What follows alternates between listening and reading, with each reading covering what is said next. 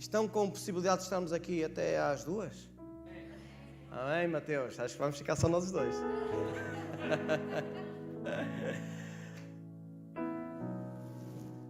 Vamos lá ver.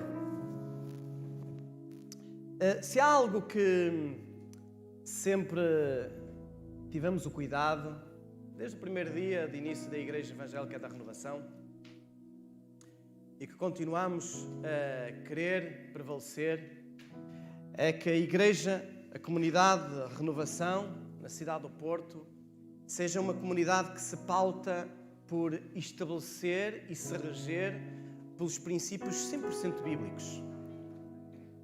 Por valores, princípios, conceitos 100% bíblicos. Sem pontos adicionados, sem interpretações erróneas, com uma total dependência à ação e vivência daquilo que a palavra de Deus diz, porque esta é a palavra verbal de Deus, é a forma mais fundamental e básica que Deus tem para falar com o ser humano. Ele encontrou esta forma de redigir a sua palavra, redigir a sua autoridade verbal, para nós a entendermos desta forma. E ao longo de milhares de anos, ao longo de 6.000 anos, ela foi escrita, desde há 6.000 anos, que ela foi escrita ao longo de várias eras, e esta palavra está escrita com uma autoridade suprema de todo o universo. Ou seja, tudo aquilo que está aqui escrito prevalece sobre aquilo que nós experimentamos ou sentimos. Aquilo que nós experimentamos ou sentimos no físico e no material é negado por aquilo que está na palavra de Deus. Exemplo mais básico. Nós temos os nossos dias contados, certo? Nós nascemos um dia, somos fecundados, nascemos um dia, vivemos, e um dia todos nós que estamos aqui vamos partir. Vamos deixar este corpo. Vamos ser sepultados. A nossa vida física corta. É ou não é verdade? A palavra de Deus diz na sua palavra para si e para mim, que a nossa vida é eterna. Amém? Glória a Deus. Vocês hoje vão ter que participar, porque isto é um culto teste. É um culto cobaia. Somos cobaias, não é? A palavra de Deus diz que tu e eu somos seres imortais. Mas nós nascemos e morremos. Esta é a coisa mais fantástica. Por isso nós estamos aqui hoje. Nós estamos aqui hoje porque nós assentamos a nossa vida terrena em cima daquilo que Jesus, Deus, o Espírito Santo decretam na sua palavra. Vida eterna.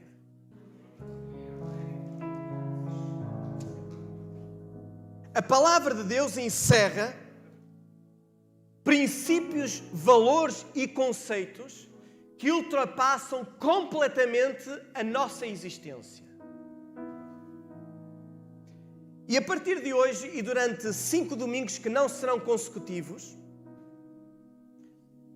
o Espírito Santo vai trazer à Igreja da Renovação 5 pilares sobre os quais a Igreja assenta o seu funcionamento. E estou a falar da Igreja Vida, de cada um de nós, e Igreja Instituição.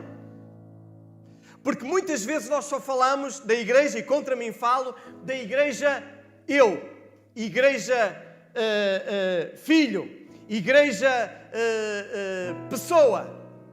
Mas também não podemos descurar a Igreja Instituição. A comunidade. Aqueles que levam avante um testemunho público de celebração, de vida, de exuberância, de abundância. Igreja Instituição. E durante os 24 anos, quase 24 anos da Igreja Evangélica da Renovação, temos corrigido a caminhada da instituição Igreja da Renovação. Porque certas coisas que ainda hoje nós temos não estão na Bíblia. É verdade.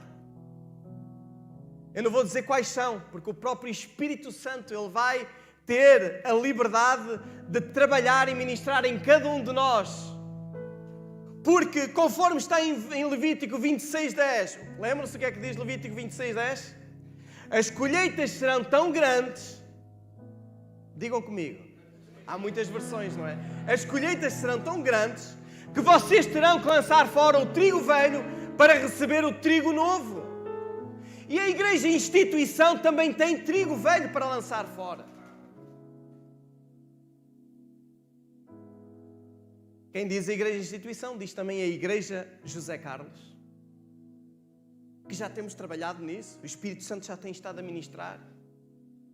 A alguns dou graças a Deus por aquilo que têm vindo testemunhar. E eu gosto muito que venham testemunhar. Não pensem que eu vou usar aqui no púlpito, mas vem fortalecer e robustecer a obra de Deus.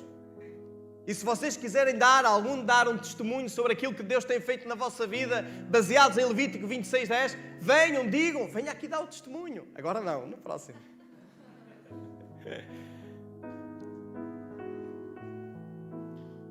Há ainda trigo velho para lançar fora. Porque mesmo no ministério da igreja instituição, há trigo novo para receber. Sabe porquê? Porque o mundo, a Rua de Santos Pousada, a cidade do Porto, a nação portuguesa, a Europa, a terra e todos os seus habitantes precisam ver a igreja instituição.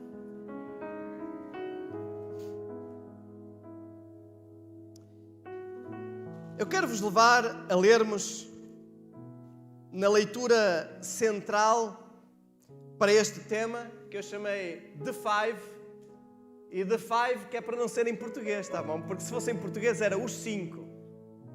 Lembram-se o que é os 5, não é? É um livro de aventuras, não é? Os 5, não é? De Enid Blyton, acho que era o autor, não é? Então, para não ser os 5 e não haver aqui confusão, trata-se de uma história, um romance, uma alegoria. Não. Então fica em inglês, não é? E agora é na moda, não é? Tudo em inglês. The Five. Os 5 pilares da igreja. E a leitura base central para este tema está em Efésios 4, a partir do versículo 11. Eu quero convidar-vos a abrirem as vossas Bíblias. Não vamos projetar, fica só esta imagem de fundo. Quero convidá-lo a você abrir a sua Bíblia. Pode ser em papel, pode ser digital, pode ser no telemóvel, no tablet. Abra a sua Bíblia. Independentemente da versão que você tem, eu vou ler a Almeida Revista e Corrigida. Siga a leitura com os seus olhos nesta palavra.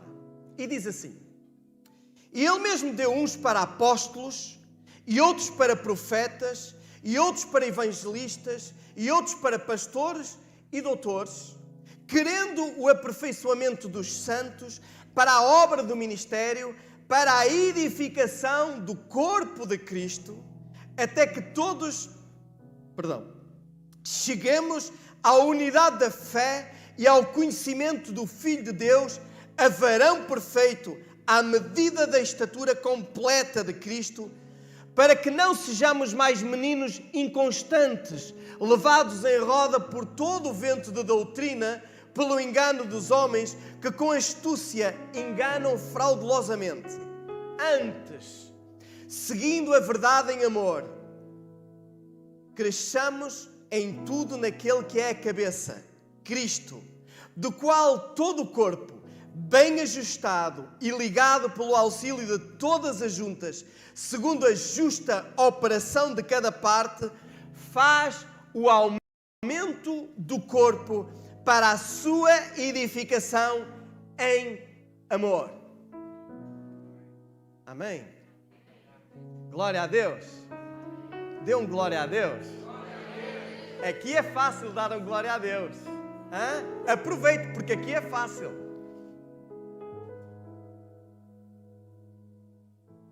O apóstolo Paulo aqui traz algo essencial para que o fim para o qual a igreja e a instituição foi criada se desenrola.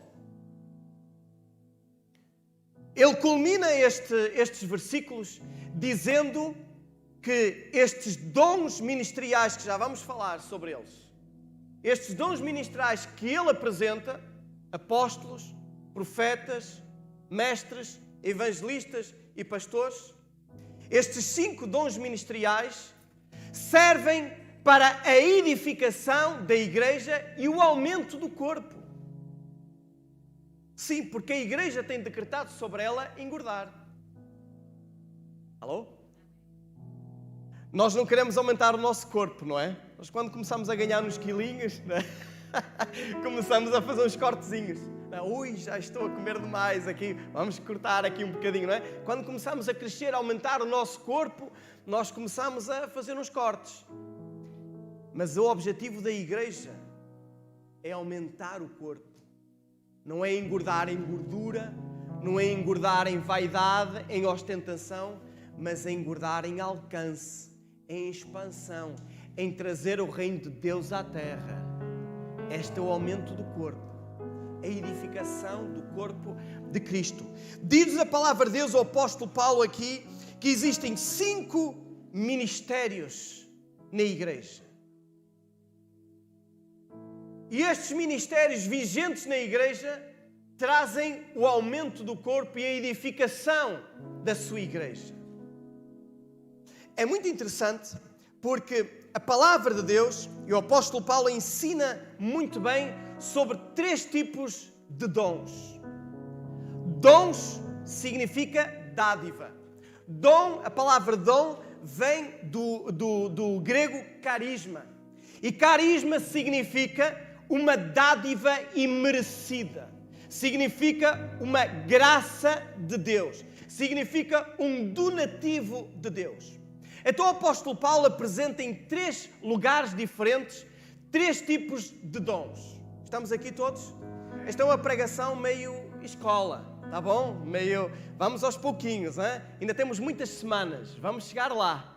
E o Espírito Santo vai falar contigo e comigo e vai falar com a igreja e a instituição aqui e quizás está a falar em muitos outros lugares sobre a forma que nós temos de lançar certo trigo velho para recebermos o trigo novo. E isto faz parte desse processo. Existem os dons motivacionais, existem os dons espirituais, existem os dons ministeriais. Estes 5 dons, apóstolos, profetas, evangelistas, pastores e mestres ou doutores, são os 5 dons ministeriais, que o apóstolo Paulo diz que são necessários existir na igreja de forma reconhecida, de forma ordenada, de forma visível e manifesta, para o crescimento do corpo, certo? Foi isso que acabamos de ler. É ou não é verdade? Está escrito. É a palavra de Deus. É a forma escrita que Deus tem para falar connosco. É a palavra de Deus. Então é porque é verdade. Sabem, a igreja tem procurado tantas formas de crescer, tantas formas de alcançar e às vezes não vamos à essência. Existem também os dons motivacionais. Os dons motivacionais, e agora já não vamos ler, porque a hora já está a avançar bastante, e está em Romanos 12. Paulo escreve à igreja em Roma, em Romanos 12, ele fala sobre alguns dons motivacionais. O que são? Os dons motivacionais são definidos como uma parte profunda da nossa personalidade que nos motiva no nosso ministério, sendo que recebemos esses dons quando nascemos em Cristo Jesus. Por exemplo, o dom de serviço. É o dom de suprir necessidades de outras pessoas, de ajudar, se entregando para ajudar voluntariamente, servindo com amor. E em Romanos 12, do versículo 6, 7 e 8, fala-nos de alguns dons motivacionais. Esses dons que quando nós aceitamos a Jesus, se tornam visíveis na nossa vida, porque já são características que nós já temos, mas que o Espírito Santo faz exacerbar em nós. Profecia. O que é profecia? São os olhos do corpo de Cristo. O serviço são as mãos do corpo de Cristo. Ensinar é a mente do corpo de Cristo. Dar são os braços do corpo de Cristo. A exortação é a boca do corpo de Cristo. A administração é a cabeça do corpo de Cristo. E a misericórdia é o coração do corpo de Cristo. Estes dons são dons que nós classificamos de dons motivacionais. São levantados nas nossas vidas, muitas vezes e na maior parte das vezes, pelas características que nós temos na nossa personalidade. Nós reconhecemos quando uma pessoa tem um dom de serviço. É ou não é verdade? Nós reconhecemos quando uma pessoa tem um dom, por exemplo, de exortação. Nós percebemos quando uma pessoa tem o dom de administração. E o Espírito Santo usa isso. Por isso, quando nós entregamos a nossa vida nas mãos do Senhor Jesus, o Senhor Jesus não nos anula. O Senhor Jesus multiplica em cima de nós. Ele usa-te e quer te usar exatamente como tu és. Ele quer pegar na tua vida com as características que tu tens, com os lugares onde tu estás, nos lugares onde tu estás, mesmo com as fragilidades emocionais que tu tens. Ele quer pegar nisso, Ele quer fortalecer a tua vida. É tremendo. Jesus tem um amor por ti e por mim, tem um amor pela sua igreja, porque o amor manifesto nas nossas vidas é o amor pela humanidade. Alô? Você está aqui? Por isso o apóstolo Paulo diz em Efésios 4 que os 5 dons ministeriais são para o aumento do corpo e a edificação dos justos. Também existem os dons espirituais. Os dons espirituais são os dons concedidos segundo a vontade do Espírito para serem usados em propósitos específicos. E nós sabemos bem que os dons espirituais estão listados na carta de 1 Coríntios, capítulo 12, dos versículos 4 ao versículo 11. E vamos ler. Diz assim: ora, há diversidade de dons, mas o Espírito é o mesmo. E há diversidade de ministérios, mas o Senhor é o mesmo. E há diversidade de operações, mas é o mesmo. Deus que opera tudo em todos. A cada um, porém, é dada a manifestação do Espírito para o proveito comum. Porque a um, pelo Espírito, é dada a palavra da sabedoria. A outro, pelo mesmo Espírito, a palavra da ciência ou do conhecimento. A outro, saltou aqui. Não há nada que chegue ao papel, não é? A pessoa fica na página, quietinho, não salta a página. Não salta o ecrã. A outro, pelo mesmo Espírito, a palavra de ciência ou conhecimento. A outro, pelo mesmo Espírito, a fé, que é um dom do Espírito. A outro, pelo mesmo Espírito, os dons de curar. A outro, a operação de milagres. A outro, a profecia. A outro, o dom de discernir espíritos. A outro, a variedade de línguas. E a outro, a interpretação de línguas. Mas um só e o mesmo Espírito opera todas estas coisas, distribuindo particularmente a cada um como quer. Quero fazer aqui um pequeno parênteses, porque muitas vezes nós ficamos por aqui, mas não vamos até ao final do capítulo. Porque o final do capítulo, o Espírito Santo dá a cada um conforme Ele quer. Mas o apóstolo Paulo diz: mas buscai todos com zelo e dedicação os melhores dons. É uma obrigação o Filho de Deus procurar os melhores dons. Quais são os melhores dons? Os dons do Espírito. Não é a profecia, não é a interpretação de língua, não há aqui competição de dons espirituais. Os melhores dons são os dons do Espírito. Não somente os dons que nós temos naturalmente em nós, muitos deles sobrepujados como dons motivacionais, mas aquilo que Ele quer dar de forma sobrenatural na nossa vida. Procurai com zelo, diz o apóstolo Paulo no final deste capítulo, procurai com zelo os melhores dons. E aqui obriga-se uma pergunta, nesta hora, Igreja de Jesus, neste lugar. Quais são os dons que tu tens procurado?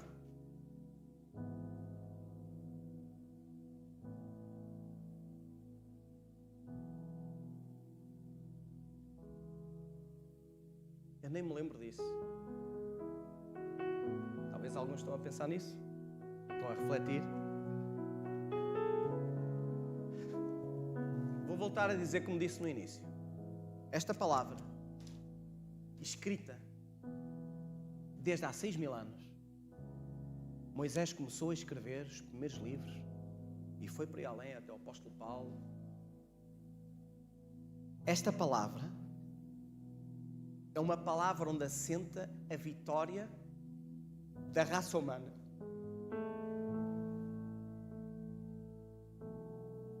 Esta palavra sobrepõe-se a toda a mortalidade humana. Esta palavra prevalece eternamente, porque tudo desaparecerá, mas o seu amor permanecerá para sempre. Onde está o amor de Deus? Está aqui. Porque aqui está decretado que o homem, outrora separado de Deus, está agora reconectado com Deus. Está aqui. Ou isto é uma verdade, ou você anda enganado. Eu não ando. Se calhar você anda enganado. Eu estas semanas vou espicaçar, está bem? Eu vou tocar aí em algumas feridinhas, está bom? Porque o Espírito Santo mandou. Ele deu feridas específicas para tocar. Não se sinta melindrado. É o Espírito Santo. Porque Ele ditou. Eu quero ser humilde, obediente ao que Ele está a dizer. Quais são os melhores dons que você está a pedir? Ou você nem sequer está a pedir dom nenhum?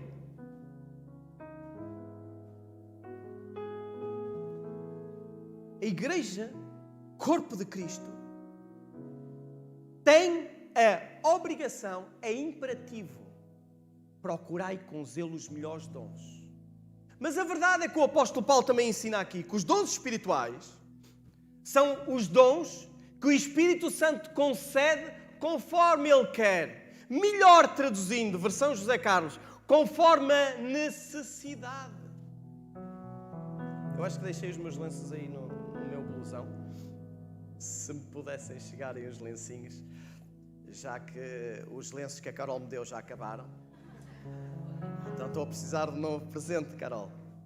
Eu tenho ali os meus, olha, está ali. Não, faz favor.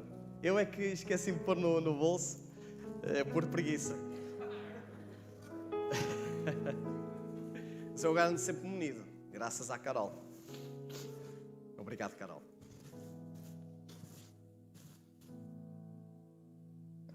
E nestes dons do Espírito, nos dons espirituais, subdividimos em 3 categorias. Os dons de revelação, que são aqueles que concedem poder para saber sobrenaturalmente, palavra de sabedoria, palavra de conhecimento e discernimento de espírito. Também 3 dons de poder, aqueles que concedem poder para agir sobrenaturalmente, o dom de fé, dons de curar e dons de operação de maravilhas. E a outra categoria são os dons de inspiração, também 3 dons de inspiração. O dom de profecia, que são aqueles que concedem poder para falar sobrenaturalmente. Dons de profecia, variedade de línguas, interpretação de línguas.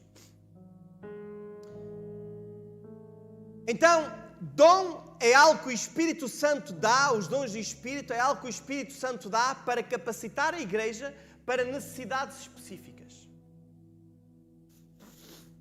Diz-nos em Efésios 4:7, lemos aqui há pouquinho, quando estivemos com as nossas equipas de serviço, de voluntários, aqui pelas 9h45, volto a lembrar a todos que precisamos estar aqui às 9h45, porque é um tempo maravilhoso em que nós nos alinhamos para aquilo que Deus quer fazer, porque nós não colocamos este tempo nas mãos das nossas capacidades, nós colocamos este tempo nas mãos de Deus, porque aqui quem tem autoridade para agir é o Espírito Santo, mais ninguém. Se for necessário, desde daqui, vocês sabem isso, se for necessário nós cortamos a conexão vídeo, não vamos cortar, não é? Que é para obrigar os irmãos que estão em casa na cama a vir à igreja. Não está ninguém na cama, não? Muito bem, toca a lavar os dentes e a cara. Mas a graça foi dada a cada um de nós segundo a medida do dom de Cristo. A graça que nos foi dada, a graça que já é nossa, nos foi dada por Cristo Jesus, ela foi-nos dada segundo uma medida. Diz-nos aqui Efésios 4:7. Qual é a medida? A medida do dom de Cristo. Se nós pudéssemos quantificar essa medida, qual é que seria? Quanto é que seria? sem medida, ilimitado, inatingível. Jesus Cristo, Ele contém, se pode dizer assim, encerra, melhor dizendo, em si, o dom perfeito. Por isso Ele é o nosso exemplo. Por isso Jesus, Ele é o nosso exemplo. E Jesus, Ele mesmo, Ele exerceu os 5 dons ministeriais durante a sua caminhada. Ele mesmo teve uma obra tão perfeita durante os seus 33 e qualquer coisa anos de ministério, de vida enquanto carne, porque Ele exerceu os 5 dons ministeriais, fortalecidos pelos dons do Espírito e os dons motivacionais. Porque trata-se de um kit completo que Deus trouxe para a igreja usar, para a igreja exercer. Não há outra forma. Uma igreja que se pauta no seu funcionamento por conhecimento intelectual, filosofal, ou seja qual for, antropológico, de sociabilidade, é uma igreja que morre. Mas a igreja de Jesus, eu não estou a falar da igreja evangélica, católica, A, B ou C. A igreja de Jesus é a entidade mais vencedora à face da terra desde toda a história. Não há nenhuma instituição tão vencedora, tão antiga como a igreja de Jesus. Você já pensou nisso? Não tem escritura no registro, no cartório. Não tem órgãos sociais. Não tem presidentes. Bem, na realidade tem o nosso presidente, é o Senhor Jesus, certo? Mas estou a falar de uma perspectiva institucional. Não tem diretores. A igreja de Jesus é a entidade vencedora, que continua a ser vencedora e irá continuar a ser vencedora.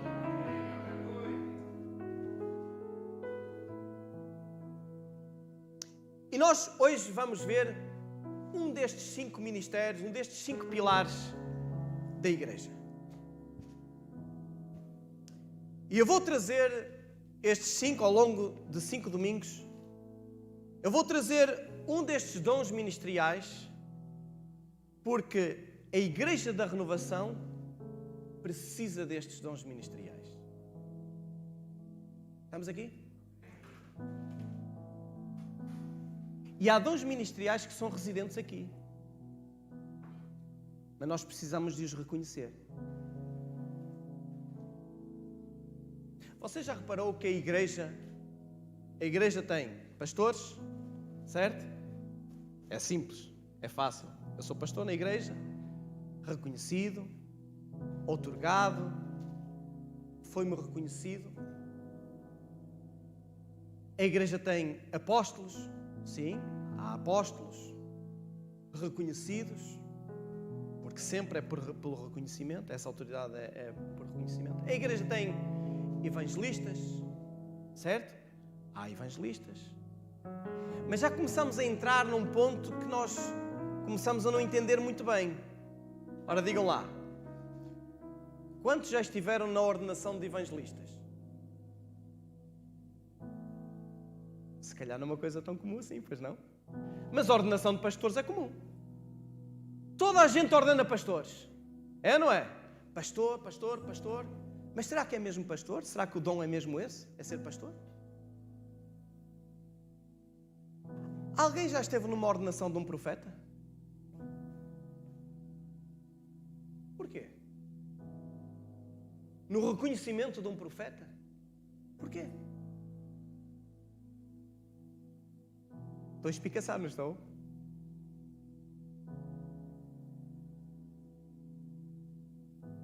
Alguém já assistiu a uma ordenação de um mestre?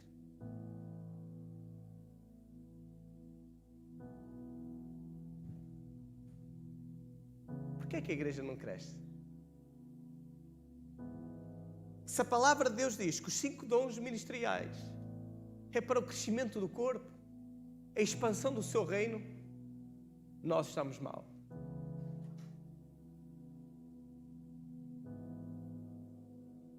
Aquilo que o Espírito Santo está a trazer, queridos irmãos, queridos amigos, Igreja de Jesus neste lugar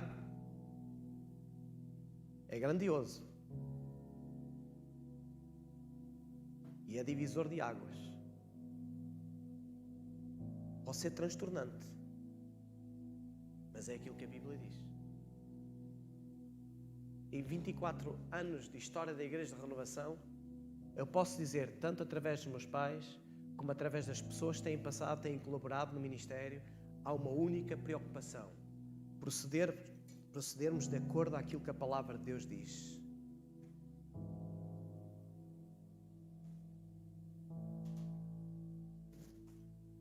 E hoje, e já em breves minutos, vamos tocar num dos dons ministeriais, destes 5 pilares. Vamos começar pelo último da lista. O dom de mestre, ou os doutores. Talvez porque seja o mais fácil de entender. E talvez, quizás, seja um dom que está residente em si, talvez em algum irmão ou irmã que nos está a assistir. Talvez um dom ministerial que você sente, vê, que Deus tem levantado a sua vida, ou Deus tem tocado na sua vida. Eu quero lhe dizer, nós queremos lançar hoje as bases para que mestres aqui sejam levantados. Você está aqui? Você está a ouvir? Porque precisamos sucumbir àquilo que a palavra de Deus diz.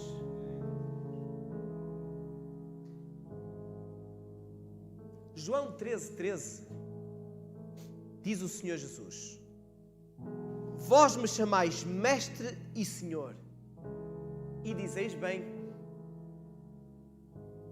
porque eu o sou. Jesus era mestre. Ora, se eu, Senhor e Mestre, vos lavei os pés,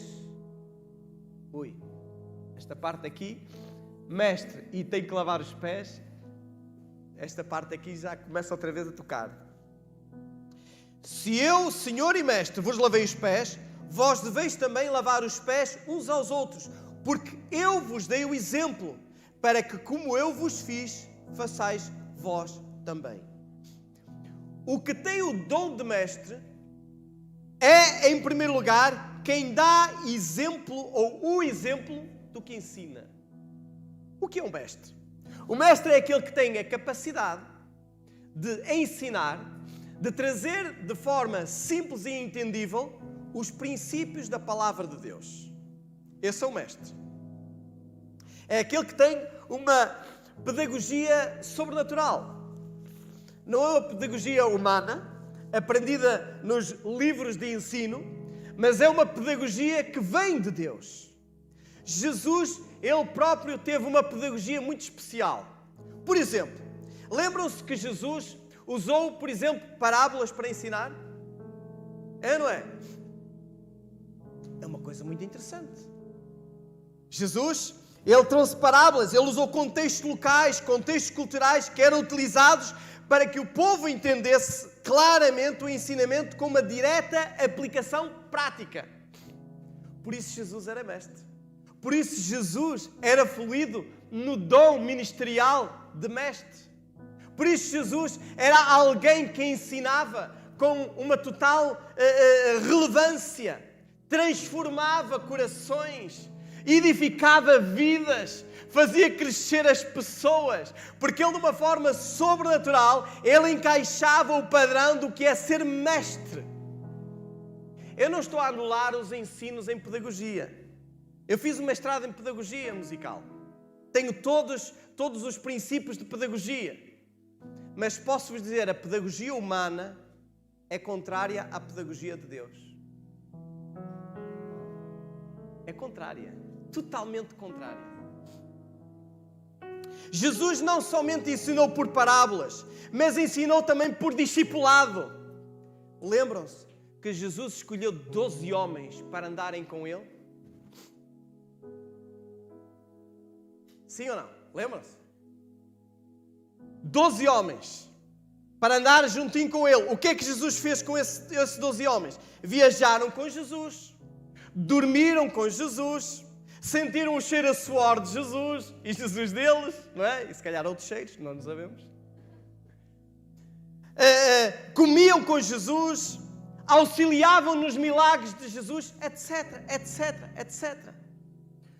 Um dos exercícios do mestre, do dom de mestre, é fazer discipulado. É ter pessoas que traga para junto e lhes diga: olha, se tu queres andar comigo e queres aprender comigo, tu vais ter que deixar isto e isto e isto e isto. Eu não estou disposto. E Jesus disse: então vai e trata dos teus assuntos. O teu lugar não é comigo.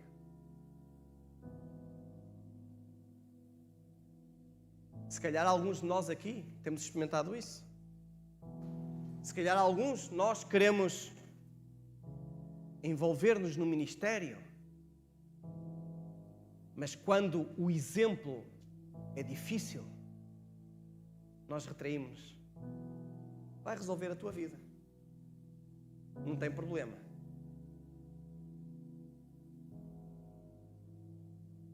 Mas este pilar na tua vida torna-se inexistente. E não és só tu que ficas em déficit. O corpo de Cristo está em déficit. Jesus também usou o dom de mestre com outra técnica, a analogia, a comparação. Jesus fazia uma comparação aos ofícios da época para explicar o reino de Deus. Por exemplo, Mateus 13, ele diz assim, no versículo 47, igualmente, o reino dos céus é semelhante a uma rede lançada ao mar e que apanha toda a qualidade de peixes. E estando cheia, a puxam para a praia e assentando-se, apanham para os cestos os bons, os ruins, porém, lançam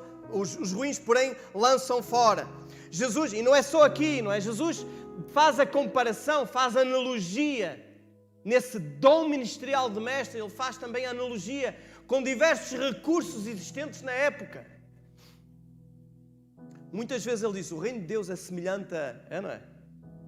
O reino de Deus é semelhante a... Jesus também utilizou... também era uma pessoa que fazia o redarguir.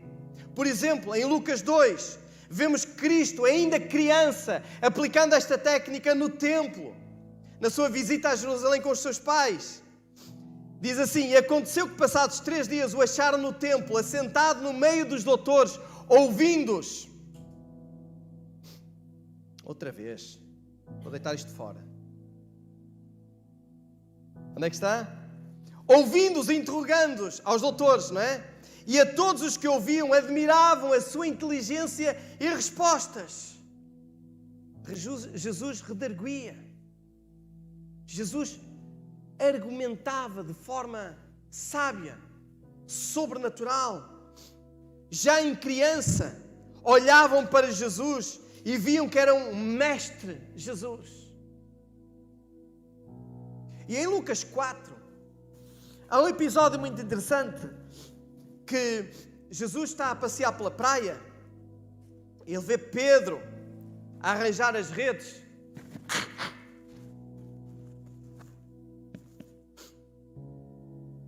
Eu tenho que ter cuidado agora, não é? Aqui com as lanternas. São tantas câmaras hoje que eu acho que o brilho passa lá para casa. Então tem que estar bem limpinho.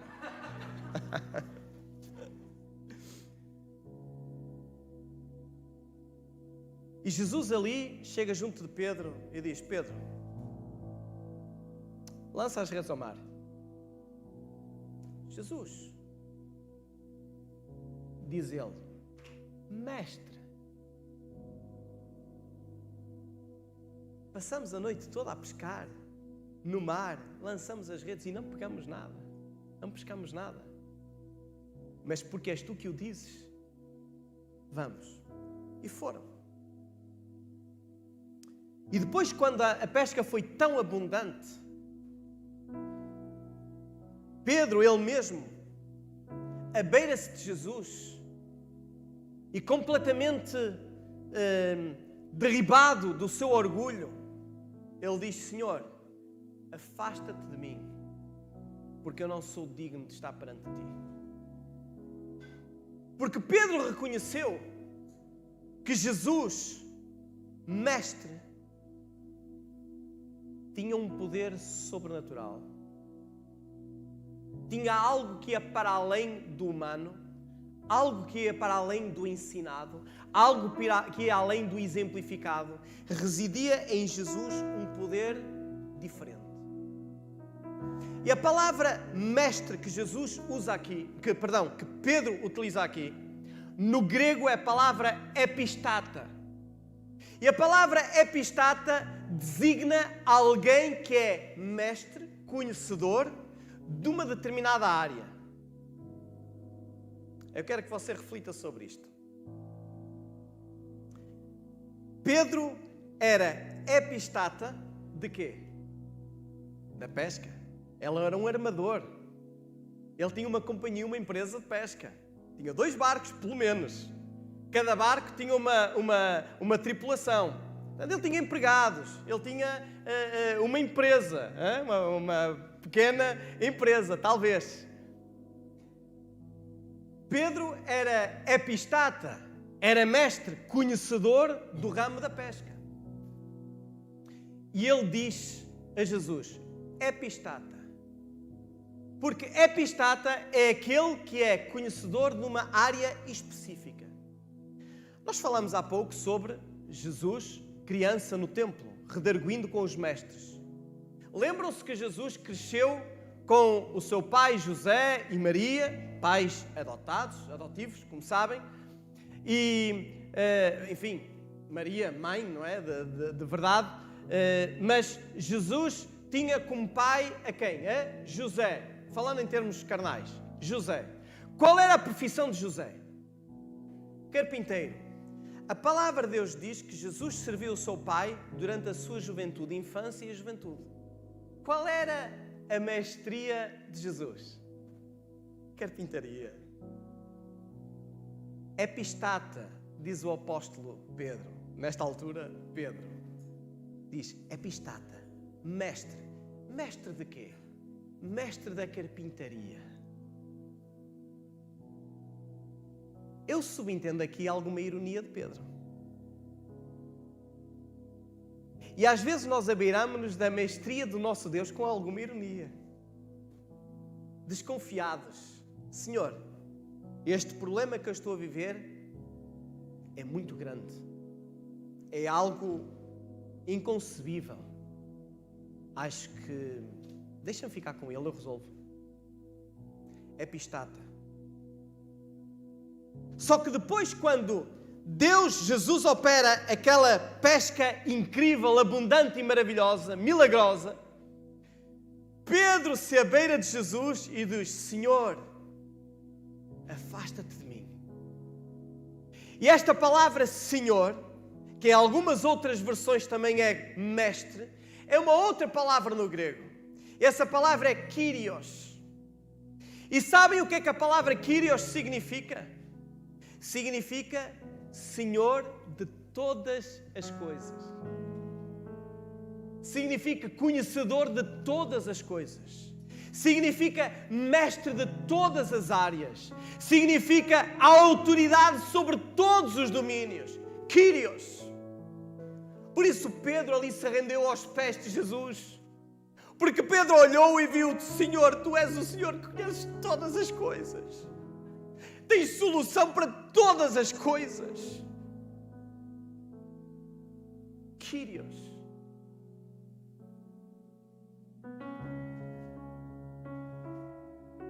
Na Igreja da Renovação, o Senhor está a levantar mestres deste calibre. Alô? Você está aqui? Deus está a levantar mestres deste calibre.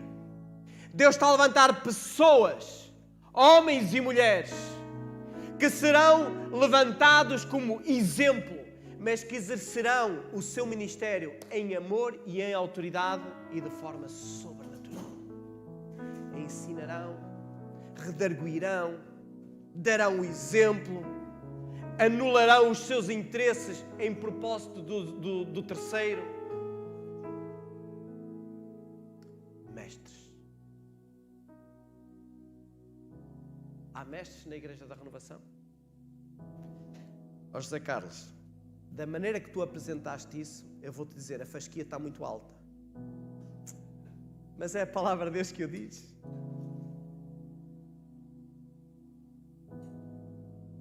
Se tu estás à espera de exercer o teu ministério de forma fácil, eu vou-te dizer, pela minha experiência de 35 anos de ministério, arruma.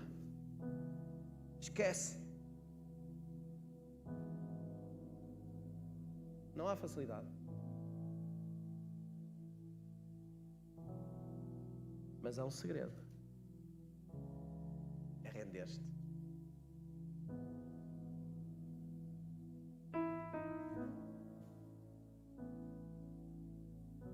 É render-te.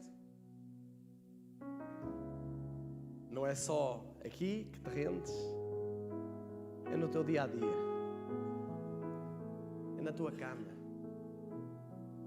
É nas noites que tu não dormes. É nos dias em que tu estás mal-humorado. É nos dias que estás alegre. Rende-te. Ai, mas eu... Rende-te. Ah, mas eu acho que... Rende-te. Ah, mas eu tenho experimentado... Rende-te. Na rendição não há argumentos. Eu nunca fui assaltado. Os nossos irmãos brasileiros têm um histórico grande de assaltos, não é? Graças a Deus nunca fui assaltado. Já tive umas perseguições, sim. Graças a Deus, Deus protegeu-me. Eu sou muito reativo. Mas eu imagino o que é ter uma navalha encostada às costas, ou uma arma. Não há argumento que poupe a minha vida. Não há argumento que traga a minha salvação. Eu tenho que me render. Senhor, tudo aquilo que eu possa dizer, fazer ou pensar nesta hora depende somente da ação do ladrão.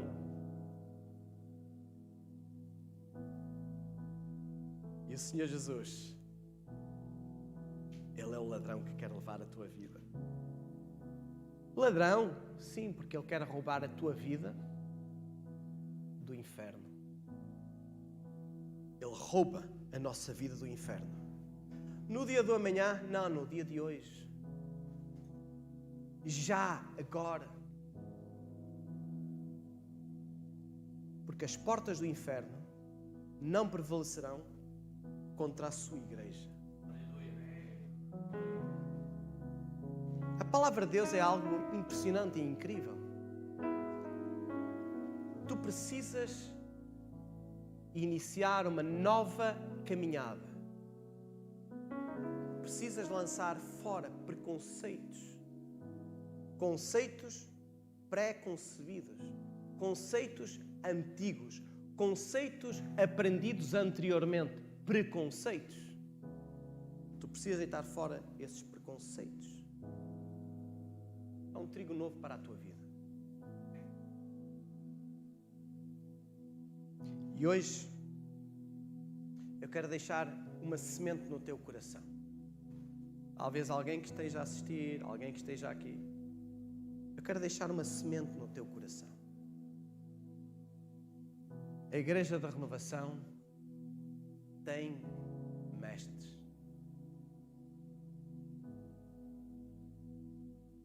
Nós precisamos dos mestres. A Igreja precisa dos mestres. A raça humana precisa dos mestres. Onde estão os mestres? Vamos orar?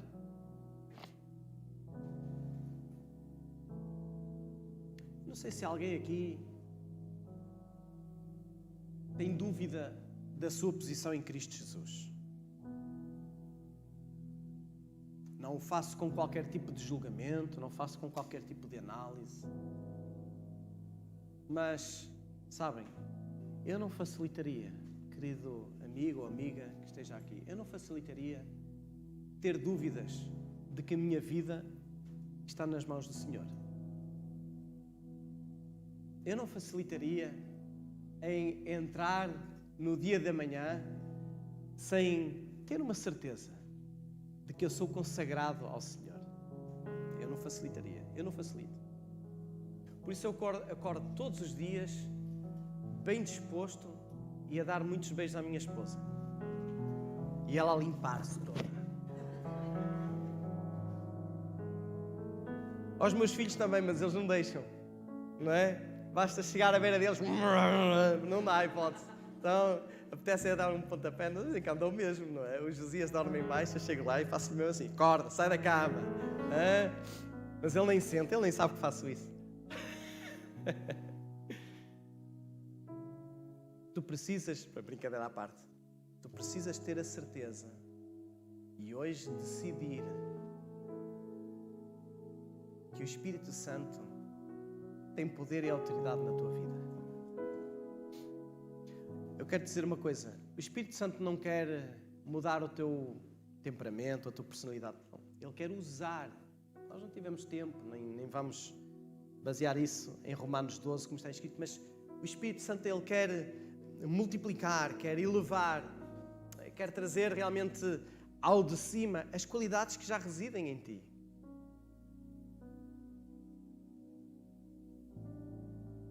Eu creio que é a hora de tu questionares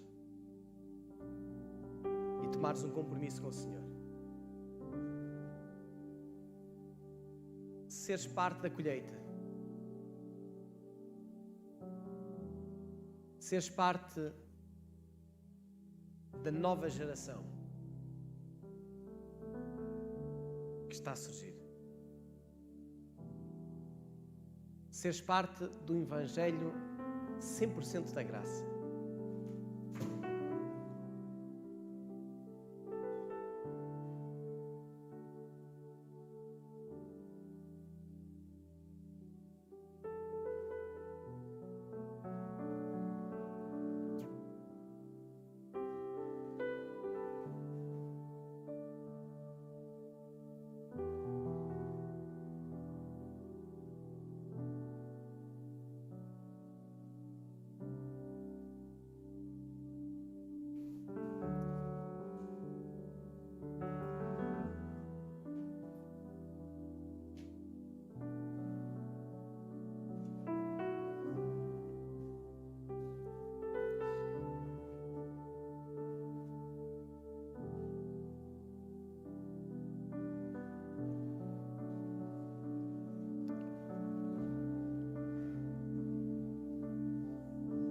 Tantos que não conhecem a Jesus.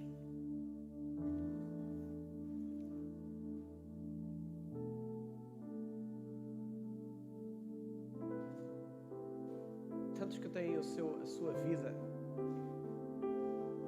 enterrada.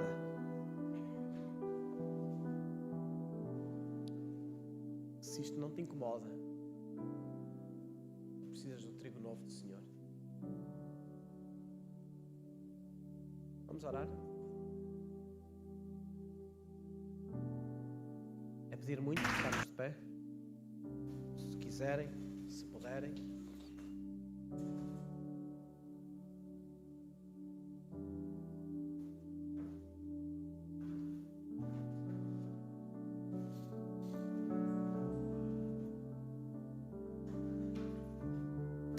Querido Espírito Santo, Tu és o meu Senhor. Eu te entrego a minha vida, Pai. Este é o tempo que Tu podes fazer a tua oração, tá bom? Estou a fazer a minha. Eu te entrego a minha vida, Senhor, inteiramente nos Teus braços. Porque eu quero que Tu contes comigo. Assim como chamaste a Pedro, Tiago, a João, assim como Tu continuas a chamar a tantos, eu quero que Tu chames por mim, Senhor, a cada dia, nesta manhã, neste dia. Eu me apresento perante Ti, Senhor, com todas as debilidades, fragilidades e fraquezas que residem em mim. Pai, eu quero que o Teu amor prevaleça no meu coração. Não amor humano, não amor lamechas, não amor da pancadinha nas costas, não amor da bajulação, não amor do querer somente agradar ao próximo. O amor que dá a vida pelo próximo. O amor que anula a sua vontade em favor do próximo. Senhor, assim como Tu, Espírito Santo, na pessoa de Jesus, operaste de forma tão tangível e tão transformadora, assim, Pai, eu creio que Tu podes usar a minha vida. E eu quero pedir-te, usa a minha vida.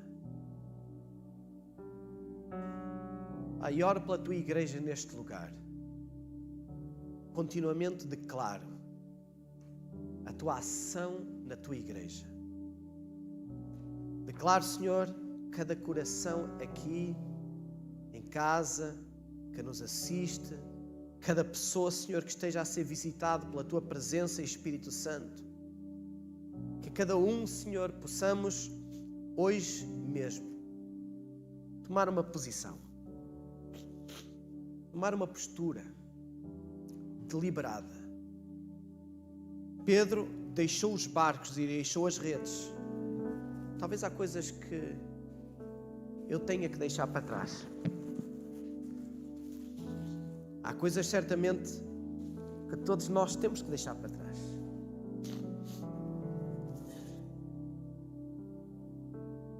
Por isso eu te peço, conta comigo, Senhor. E eu creio com alguns dos nossos irmãos que estão aqui também. Nos rendemos perante a Tua grandeza, nos rendemos perante a Tua autoridade, nos rendemos perante a Tua vontade de, nos últimos tempos, de levantares uma nova geração. Nós queremos encetar esta nova caminhada, uma nova geração nesta nação.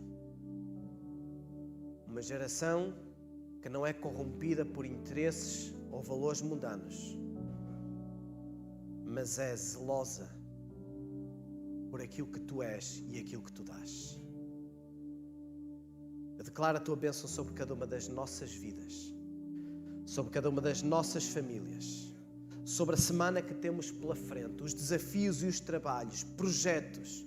Eu declaro no nome de Jesus que não há nada que Tu queiras realizar que não seja concretizado nas nossas vidas. Todo o medo, toda a futilidade, toda a inércia, toda a paragem, toda a estagnação, eu decreto morte no nome de Jesus. Falência no nome de Jesus. Braços levantados e prontos para Te servir. Mangas arregaçadas para servir, para ensinar, para dar a maestria que provém de Ti, Senhor. E por último, eu declaro no nome de Jesus as portas abertas nesta igreja para que mestres sejam levantados. Queremos, Pai, ver a Tua obra crescer. Queremos ver o Teu corpo ser edificado. Queremos ver, Senhor, a colheita de vidas abundante. Nós queremos, mas queremos cumprir com a Tua palavra. Queremos assentar a nossa vida em cima daquilo que Tu decretas e ensinas. Por isso nós aqui fazemos esta oração. E na autoridade do Senhor Jesus, eu declaro que a porta está aberta, Espírito Santo, para levantar os mestres na Igreja da Renovação. Obrigado, Senhor. Obrigado, Pai. Em nome de Jesus. Amém. Se você nos está a assistir e você ainda não conhece o Senhor Jesus de forma pessoal, você pode fazer uma simples oração. Na semana passada, uma pessoa em online aceitou o Senhor Jesus. E eu creio que você também pode fazê-lo hoje. Talvez alguém aqui hoje pode fazer isso. Eu não sei. E se é o seu caso, eu quero levá-lo ou levá-la a fazer uma oração comigo. Repita comigo e podemos nós também todos fazê-lo aqui. E se você está aqui neste lugar e nunca fez esta oração, eu quero convidá-lo, faça esta oração, porque o Senhor Jesus, na pessoa do Espírito, Ele vai entrar na sua vida e você vai receber esta graça de Deus. Diga assim: Senhor Jesus, muito obrigado pelo teu amor. Eu confesso que sou pecador e que não mereço o teu amor. Mas na cruz, tu tomaste os meus pecados. Tomaste o meu lugar. Então, em fé, eu agora digo: entra na minha vida. Recebe-me em teus braços. Por teu amor. Muito obrigado, Jesus.